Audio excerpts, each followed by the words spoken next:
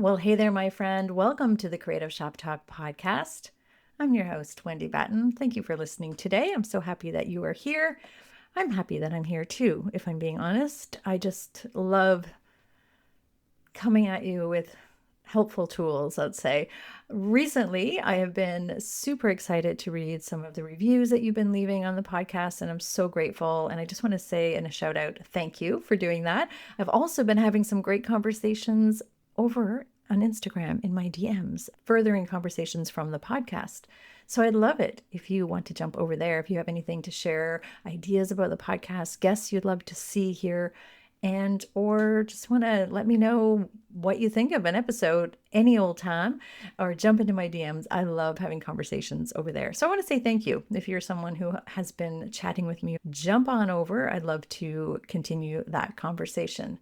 Today on the podcast, I am sharing 11 tiny habits that will make your retail business better.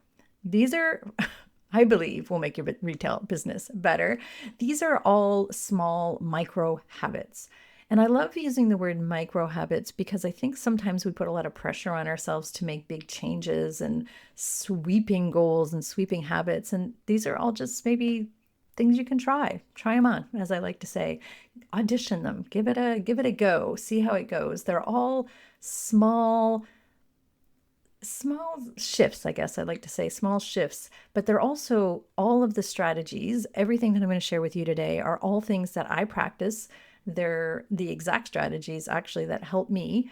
And they also help many of my retailers, the clients that I have the privilege and the pleasure to work with hands-on. I share these strategies and ideas inside our Retailers Inner Circle, and again, with a lot of my clients, and hopefully you find them helpful as well. And it's not so much about following rules as following ideas and concepts. Maybe that might be the better way. Strategies, I guess I like to say. Anyhow, without further ado, let's get through these 11 tiny habits that will make your retail business better. I pinky swear.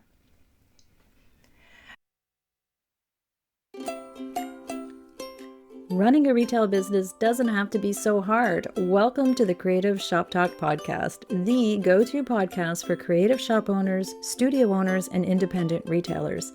I'm your host, Wendy Batten, retail business coach and mentor. Each week, I'll share simple, proven business strategies, inspiring stories from fellow retailers, and advice from industry experts. Together, we're going to work to find the success you want from your retail business with more profits in your till and a little more joy in your life.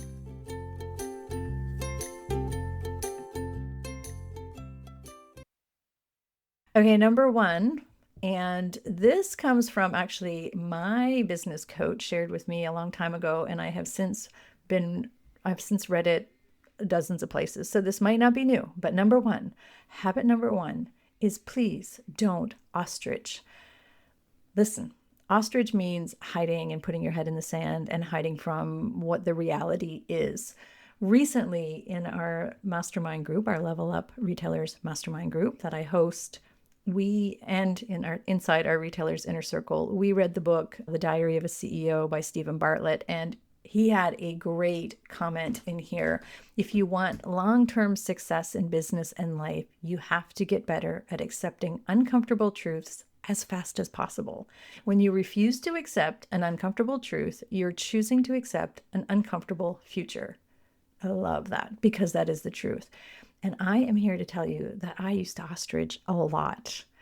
And by ostriching, it means putting your head in the sand and not looking at your numbers. I have shared this on the podcast. I have shared this in roundtables. I have shared this from the stages that I speak at, I have the privilege to speak at. I have shared this with clients for years now. We have to be aware of what's happening in our business. We have to be that person that's paying attention to what is happening in our business. In business, the person with the fewest blind spots stands the greatest chance of victory. Another Stephen Bartlett quote. So look at your money every day. That is the number one thing I tell my clients. Look at your numbers every day, every day, every day, every day. This is your job. So we need to have a system and a practice of just looking at your numbers. This is what I do every day. This does not mean we're obsessing and going down negative paths or even celebrating every day. It means we are just being aware. We're looking at them. We're looking at our POS system. We are putting a system in place. We're looking at maybe at other metrics, quickly looking at every day. So there's no surprises, right? There's no surprises. So we cannot ostrich. This is an important habit. So it's a really, really, I think it's number one. And this will just help you. We talk also about money dates a lot in my program. So money dates would be once a week, looking at your POS system, what's selling, what's not, what does your inventory look like, just learning to pay attention. So this is my number one thing. Don't ostrich. And if you have to write that down on a little piece of paper and put it in your notebook or put it on your computer next to you and let it remind you, because this was a game changer for me personally when I started really taking radical responsibility for everything in my business. That is my job. And it's empowering to do that as well. So looking at your numbers, looking at, if you have sales goals or inventory, or looking at your bank account, your POS, whatever the numbers are in your business, which is probably all of the above, getting comfortable with accepting what's happening and what's real. And this is powerful, I promise you. So I really, if you're not a bad person. If you have you're not a bad person. You may just have bad data. So sometimes we look at numbers and we make it mean something about us. It's just data, right? It's just data. The other thing about ostriching is not just the number side of thing. It's the whole, just paying attention to your business and what's going on in your business. And again, maybe this is just during your weekly CEO date. I look at my numbers every day. I just don't want any surprises. We just look at everything every day. And then once a week, we have a CEO date. And on that CEO date, we even talk about things like maybe a staff member, maybe there's things not going right with your team. Just paying attention and not ignoring the blind spots. Don't have any blind spots. And again, that line, the person with the fewest blind spots stands the greatest chance of victory. So think about that. And don't ostrich. So hopefully you find that helpful. Again, I've been sharing that for years. I love this. And it comes from April, my business coach, April Strang. And there's a great chapter in The Diary of a CEO by Stephen Bartlett, which is a great book. Highly recommend. Love, love, love that book. Okay, habit number two, invest in learning, which kind of goes to number one, right? We always are learning. Learning never ends. You're never done. I've shared that many times as well too. We are never done. There is no finish line. There is no checklist to the best ever retailer, shop owner existence ever. You're never done. New level, new devil. We're always learning. So 30 years, I am 30 years, we've been self-employed for 3 decades and I'm still learning every day. I'm actually learning more now. I have accelerated my learning. I've focused my learning. This is how I learn. I read a minimum of 10 minutes every day. And usually it's more. If I'm being honest, I start my day every morning with reading a business book on something that I'm trying to learn or educate. And I invest in coaches. I invest in strategy sessions. I'm investing a lot of time, but feed your mind and learn. So invest time into books and podcasts, invest in leveling up your skills. And at every level, we are always leveling up. There's always a next level. I don't care who you are. I don't care how long you've been a retailer. I don't care. There's just always a way to get a little bit better. So there's lots of ways either investing, in coaches and mentors, or just, again, investing in podcasts and books and listening. So that's number 2, invest in learning. Habit number 3 is to stop doing it like it's a burden. Stop doing it like it's a burden. This is probably one of my biggest pet peeves with some retailers. Listen, Linda, as they say. Good business comes from energy and enthusiasm. You have to keep thinking like you get to do this. Like you get to do this job. This is not something you have to do. This is something you get to do. That mindset alone will shift, hopefully, the energy and the way you're approaching things. But if you're always coming at this job, this business building that you're doing, this beautiful retail business that you're building, like, oh, I have to do this, I have to do that. And oh, it's just like, that is not a great way to run a business. So I will be honest, there's times when I'm like, oh, I have to go upstairs and do a podcast, or I have to do this, or I have to do that. Nope, we're going to flip the script and we are going to say, I get to do a podcast today. I get to do this. I get to work with my clients. I get to go in the shop today. I get to do this. So there's a whole bundle of energy and positivity and things that happen in your mind. And business is 80% mindset. I'm going to tell you that right now. There's a whole shift in mindset when you flip the script to I get to. And if you stop doing it like it's a burden, if this is so hard, I mean, it's hard. I mean, come on, self-employed life. there's days that are hard, but if you're always coming at it like a burden, I want you to question yourself why. Like, how can this be easier? What can we do? Like, we have to flip the script. This is not meant to be a burden. This is meant to be a joy, a gift.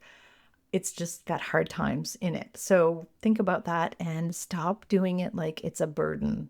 It's a great habit to get into. Okay, number 4, have a yet mindset.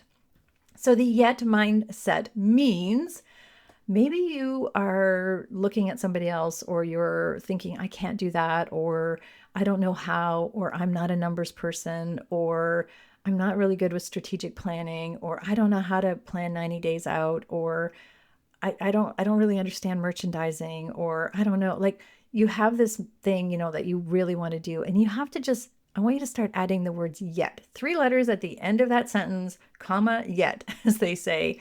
I'm not at that income level yet. I haven't built that skill set yet.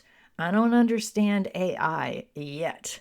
I don't have my inventory under control yet. I don't know how to plan out strategically for 90 days yet. You have to have a yet mindset. And this is a really good habit. To me, this is a lifestyle. I'm like, yet there's clients listening. There's people listening to this. There's retailers listening to this right now. I bet you're smiling right now because you know what I'm going to say, who I'm in their head all the time because I hear them say, I have like clients all the time. They're like, you're in my head. You're in my head. Now I'm in your head. If I haven't been before, I just want you to say yet. So have a yet mindset. It helps on the hard days, or it helps when you catch yourself thinking you can't do something. It kind of empowers you, right? So you are going to learn, and you are super capable of learning any of those things, or you're just not there yet. So comma, yet, whenever you say anything that's feeling like it's going to stop you or block you. Okay, number 5 of a tiny habit that will help make you a better retailer is ask yourself, what could make this be easier? This is a question, is a habit to get into all the time. It's what would make this easier? No matter what you're doing, planning an event, ordering your inventory, doing your staff schedule, hiring people, cleaning the bathroom at the shop, whatever is happening in your business. And, there's all the things, right? Whatever is happening in your business, planning out like strategic planning, or like doing your marketing, or whatever it is, running, Canva, when you're in Canva, ask yourself, what would make this, or how could I make this easier? What would make this easier? So when I'm filtering through the easy filter, as I like to say, because I overcomplicate things, first of all, let's just between you and me, I have a tendency to overcomplicate and want to make things complicated and difficult. And again, this is something, if you've been working with me for a long time, like I'm bringing this back up because I know we talk about it a lot. It's how can we make this easier? Because we all tend to creep into wanting it to be like fancy or perfect and whatever, like, and just we complicate things a lot, or we push through and try to do it ourselves. So my filter is always, who can help me? Who can help me make this easier? My team, is there anybody on my team? Is there a mentor, a coach? Is there a service I can hire? Like, what can make this easier? What, does this need to be this complicated? So thinking about, and I'm laughing I'm laughing because sometimes that's where I stop myself. I'm like, nope, Wendy, like we can just make this simple. Done is better than perfect a lot of times. Done is better than perfect. This is a mantra that we hear a lot, but also, when we're planning events or ordering inventory or like a system, let's put a system in place that could make this easier. Is it something that we do every day on repeat? If we took an hour and created a system or a checklist and then we just repeated this, would this make it simpler? I see this all the time. I have the power to the power. Wow, that makes me sound fancy, but I don't mean power, but I mean like I have the ability. There we go. I have the ability to help some of my clients see things to make things easier than maybe they don't see. So who could help you make things easier? Who on your team could you give it to? I see this all the time. I recently just saw a client who was like, in the weeds with doing all this planning, and as part of her 90-day strategy planning and her marketing, she's always like, she had these lists of things and she's like, I don't know how I'm going to fill all this out. And I'm like, well, give that to this person and give that to this person and give that to this person. And she's like, all right, we can do that, right? Take a bunch of things off of her plate, give it to other people so she has time to do stay in her zone of genius. So back to it. What would make this easier? And you'll find if you have that little filter and that habit in your head, and audition that one. I want you to audition that one for those of you who like to overcomplicate things or not give things away. So what would make this easier? Okay, tiny habit number 6. This is a way. So this habit is to crush your self-doubt. So let's crush your self-doubt or imposter syndrome, or when you're feeling like you don't want to move forward. So the habit is to crush that. So how do we do that? So create a list. This is my favorite little thing because we all have this. Like if I have to do something hard, if I have to like go speak on a stage, or if I have to, I don't know, there's all kinds of, like, we all do hard things, right? So just finding new things that are uncomfortable, or a new workshop, or I don't know, I have to have a hard conversation. Sometimes I love to remind myself of the things that we've already achieved. So for my clients, what I always recommend, and I do this as well, is to create a list of achievements on a Google Doc or in your notebook or your journal. Like, this sounds vain and crazy, but pull out all the list of all the things that have gone right and have been good. Achievements, maybe awards that you've received, or I love to see retailers start clipping like kind words from testimonials. If you've received any cards, this is what I have. I have an entire bulletin board on right here in my office. I'm looking at it right now. And on that board are like these really cool cards and thank you cards and little mementos and things that people have sent me. And I also have a whole file that I pull out. This is going to sound crazy, and you may have heard me share this before, but I pull out this file, and it's, not words of affirmation, but things that people have said, maybe results that I've helped people get, or clients that have sent kind words. And just having that is empowering. It just reminds you, yep, I'm capable. I've done these things before. But the list of achievements is a really great thing for a lot of retailers. I mean, opening your shop. If you're listening to this, you already have a shop. I'm pretty sure. Like, do you remember when you made like your first sale? Like, how cool was that, right? Like, that's like super cool. Well, now you make sales all the time, so you don't really remember that achievement, but that was an achievement. Get the shop open, get the doors open, get all your licensing, get the product in, all the things that you've done. These are all achievements. So like, make a list of all the things that you've been proud of for yourself over the years. Like, go for it. Like the first time somebody wanted to collaborate with you. I mean, I remember the first time somebody reached out to me and asked me to like do something on like for their business. And I was like, what? Like, me? What? Yeah. And then I did it and it felt really good. And I've done it a million times since then. But think about those achievements and or awards or notes from clients, and keep those in a file and keep them someplace where you can pull it out. So when you're feeling self-doubt, when you're feeling like, I don't know what I'm doing. We all feel it. When you're feeling like, I'm just winging it, I don't know how this is happening, pull that out and step into the positive things and remind yourself that you are super capable. Okay, number 7, tiny habits. Okay, this one, set clear goals. Set clear goals. So in the book, Good to Great, which I love as well, I read a bazillion years ago when it first came out. It talks about creating a vision for your life. This is something that we talk about in my Inner Circle, a Retailer's Inner Circle program. It's one of the first things that I recommend retailers to do when they join us is to look and have like a painted picture of what big goals do you have for yourself.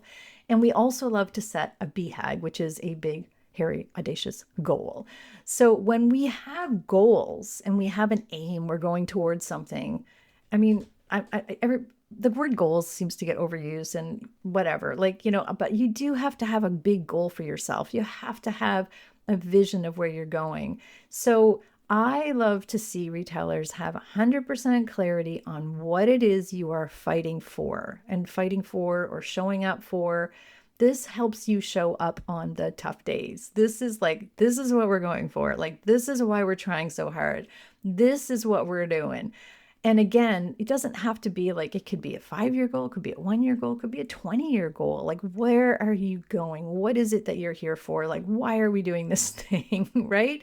And I want you to see it and visualize it and feel it, like, and know how you want to feel when you get there. And to be honest, we love to do like 90-day, I always say 90-day action plans, to help get us towards that goal. And on that action plan, we always have sort of micro goals in that action plan. So these things, and then if we're looking at those and we're looking at those lists of goals every 90 days or every year or however often you are doing that, and you visualize it, like it could be, so I have a client, okay, here's an example. I have a client who has a $1 million goal and she wants a second location, $1 million goal, and she wants 3 weeks away as well. So 3 weeks away from her shops with her second location and $1 million in revenue, but she's not just chasing revenue, just for the record. We have already pulled through. We know what the profit numbers, we know what the margins need to be. We know what her paycheck needs to be around that. So it's not just a chasing $1 million, but that is the number. So, she has this goal, like that's where it is. And like, she's forever looking at that, visualizing it, imagining it, the goals that she sets. Can you tell I'm excited about this? The goals that she sets every quarter are always aimed towards that. They have like a needle mover towards those things, right? They make sense towards her business. So what I want to remind you is set big goals for yourself. You'll visualize it, you'll see it. When you declare that, I don't know if I've ever shared on the podcast here before, or if I love to talk about the reticular activation system. So when you visualize something, for example, that means if you just buy a red car, you buy a red car or a yellow car, all of a sudden you see yellow cars everywhere, right? Maybe you never saw a yellow car before. It's the same with your goals. When you start visualizing, your brain starts coming up with solutions and it gets creative and it kind of focuses out other things. Like it'll tune out things that don't align with this goal. So you have to really keep your list in front of you. You have to know what your goals are. We're not making goals on January 1st and then not looking at them again. Like that's just not how successful retailers run their business. That's not a great habit. The habit is to set goals, set 90-day plans in place, and just keep looking at those goals all the time. And then just daily looking at your goals. So number 7 being set really clear goals that feel good and aligned with you, right? And this isn't always just a financial number. This has to be like, what is that big goal for yourself, for you, and what are you fighting for? So that's number 7, the habit of setting clear goals and looking at it regularly. Okay, tiny habit number 8, look up. That's the habit. Write it down. Look up. We are so head down in our business that a lot of us are not paying attention to what's coming up. It's like driving with your head down and not, or just looking in front of you and not looking forward, not looking down the road, not paying attention to your customer, what's in it, like what's going on in their world. So we, as the CEO of a retail business, we must know what's coming up for our clients. Again, I keep talking about 90-day planning, but like at least 90 days out, what is coming up? What holidays are coming up? what is going on in our client's life. A retailer told me the other day, she's like, I didn't even realize this was a long weekend, because she's so head down in her own business. No, no shame, no, not calling anybody out. It happens a lot. We get so head down. We're not paying attention to what our clients, I said, get on and talk about, how everybody's upset because it's raining for the weekend. And she's like, I didn't even know it was a long weekend. Well, your clients are experiencing a long weekend. Your clients might be experiencing like graduation or wedding season or Mother's Day and Father's Day and whatever. What's coming up? Like, what are they thinking? What are they feeling? What are they doing?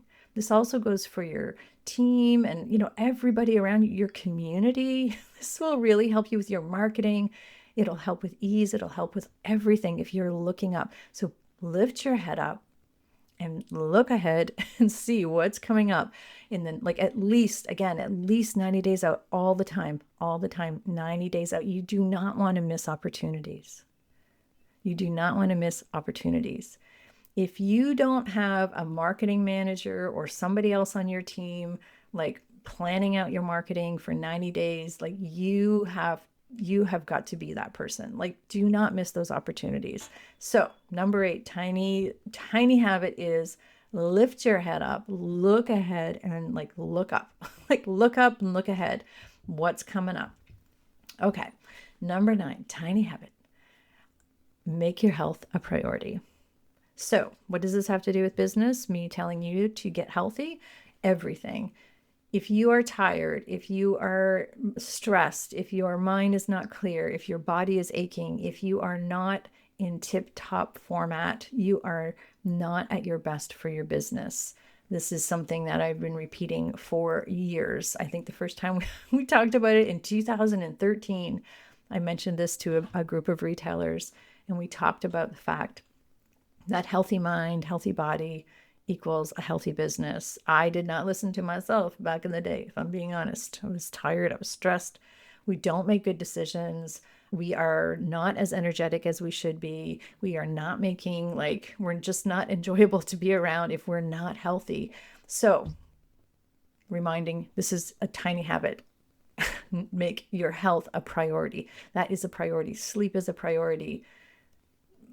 Stress-free is a priority. Value your time, say no, protect yourself at all costs. You are the golden egg, my friend. If you are a member of my Retailer's Inner Circle, the very first module in our Retail Made Simple course, which is on the front end, which is what you get as soon as you come in to the Retailer's Inner Circle program. Module number 1 is talking about how to be a really awesome CEO, like how to be the best CEO you can be, and that starts with protecting the asset, which is you. You are the golden egg. You have to have a clear brain. You have to have a healthy body. So you do you. You're a grown but adult. You can figure it out. You know what you need to do. I want to encourage you to make that a priority. That is a great tiny habit to make sure that you are implementing, is making your health a priority. Okay. Number 10, tiny habits to help you run a better business, better retail business. Make decisions faster. This has been a game changer for me. I'm going to tell you right now, this has been something I have been practicing. It's a habit that I have gotten into over the last year, maybe year and a half, making decisions faster. Just make the decisions, move on. Your life is the sum of your decisions, right? Like what you have in front of you, the quality of your life, it's directly tied to the quality of your decisions. That's a quote you hear all over the place. And it is true, right? The life you want is on the other side of the decisions you are avoiding. That is the one I'm like, eesh. But it's true. It's like proven true to me so many times. So avoiding decisions, I see this with clients all the time now. I'm trying to get them to make decisions, trying to get them to just decide, what are we going to do over the next, next month or the next 2 months or the next 3 months for marketing. I don't know. Listen, this is a habit you really want to get in the habit. Just make some decisions. At some point, you're going to have to sit down and make a decision on events, or you're going to have to make a decision on hiring, or you're going to have to make a decision on inventory or product lines or systems or whatever. So just make the decision. Just make the decision. We are not wanting to make decisions based on emotions. This is my caveat to this. We don't want to make decisions based on like temporary emotions. And by that, I mean reactive decision making, anything fueled by fear, right? We don't want to be fueled by fear or anger or insecurity. This, again, is why we love planning 90 days out. We're making decisions ahead. We're making decisions now for, June. And yeah, things going to change. That's okay. But at least we're not making decisions on the fly. Like, oh, what am I going to do for promotions this week? Oh, we need a new line. We need a new candle line. Okay, let's find one. Like, come on. Like, let's make decisions up front when we know we're going to need to make them instead of waiting, because we're going to have to make it eventually, right? So, zoom out, take the time, take a pause, take time and make a decision so that we're not making it on the fly and winging it, and as we like to say. And always, I love, like, this is, okay, I love that I love this line, and this is just what I do. I'm just going to share this little thing about decision making. I always try to make a decision from my future self's perspective. So it sounds heavy and woo-woo, doesn't it? But what I mean by that is, where are we going? Those decisions that we made, and we had that clear decision or goals that we talked about earlier. The decisions I'm making now, I try to make it from like that, like future person versus the current person sometimes. And by that, it might be, okay, we're headed here. Well, in the interim, I could make a decision around this particular line, but you know what? I'm going to go for this higher level line, or, a product line or something, because that's really where we want to be. So I gotta make that decision. It might be a tougher decision. It might be harder. I might have to jump through more hoops, etc. But I'm making that decision because from my future self's perspective, like the person that we're, the place that we want to go. So hopefully that's helpful. But decision making is so important. Speed matters. Alignment also matters, making sure that we're not making speedy decisions that are out of alignment. So I always say, fast doesn't mean careless. It just means decisive, on purpose, intentional, and with a reason, So anyway, the wrong decision can be, we can live with it. We don't fail. We learn. If we make a bad decision, so be it. I mean, it happens, right? So I'm be faster at making decisions. Yeah, it's just a big thing. It's been a game changer for me, and I hope it'll be a game changer for you. So number 11 of tiny habits, the last but not least, have so much fun. Like, make this fun. This is supposed to be fun. You get to do this, right? We talked about that earlier, right? And it gets to be fun. It gets to be fun. So I hope you found this helpful. Again, tiny habit, make it fun. Like, literally, that's all I have to say about that. Like, make it fun. Enjoy what you're doing. Have so much fun. Okay. I hope that you put some of these habits in place. I hope this has been helpful to you. A reminder that like 90-day chunks is super helpful. If I can give you any advice at all, is what I give my clients all the time. Looking at 90-day strategy, 90-day planning, quarterly planning, that's, at the very minimum, that's what we want to be doing. And that's sort of, I always say, like the sanity keeper. It keeps you sane, keeps the numbers in check. It keeps the business flowing. It keeps your staff online. Like everybody works better with a plan and kind of knowing what to do. Winging it is not good for anybody. But anyhow, these habits, I hope they've been helpful to you. If you want to continue the conversation, as I've mentioned before, jump into my Instagram over at Wendy Batten Biz. That's where you can find me on Instagram. And again, love having conversations with you over there. And if you're a member of my inner circle, these habits are things we talk about quite regularly, and we can talk about them in deeper conversations over there as well too, at our next roundtable or inside our wonderful community group that we have in there as well. So thank you, my friend. We'll see you here, same time, same place. Don't forget to subscribe so you don't miss the next episode. We have some great interviews coming up with some fabulous retailers I cannot wait to share with you, and lots of other fun things coming up here on the Creative Shop Talk podcast. Thanks for listening, my friend. Have a great week. We'll see you next week.